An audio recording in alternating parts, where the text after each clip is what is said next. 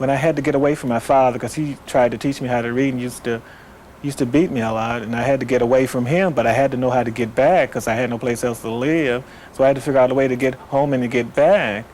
And if I left home and didn't want him to know where I was, I couldn't ask nobody how to get here, could get there, because he'd have found me then.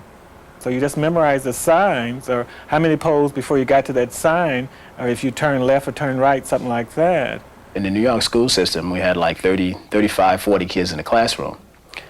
And if you were, quiet and didn't say anything, the teacher would, was glad that she had someone that was quiet. So you would just, pass by as being a good student, and you didn't make any trouble. So you would just pass. My mother says, good, you don't have to go there no more. You go to another school, because she's very mean, and you're not learning nothing there.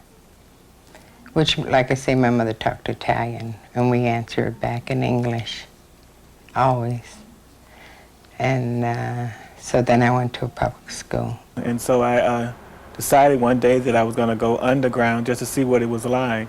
Well, if I went halfway, when it started going underground, the BART started going underground, and I couldn't hear what the man was saying over the loudspeaker, so the first thing I did, I got off.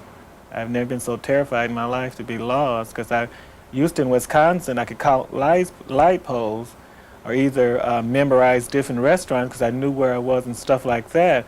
But underground, you can't do that because you can't see anything. And I realized that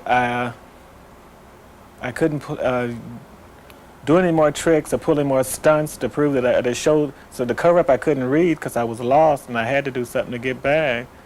And I have a discount pass that I can buy a BART ticket for $1.25 worth $12.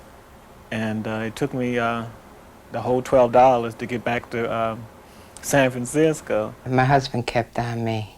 After I worked 24 years in the sewing shop, it closed up. I'll be off 2 years, October the 16th. So then he said, well, now you're not going to work anymore. He says, I think it's time for you to go to school.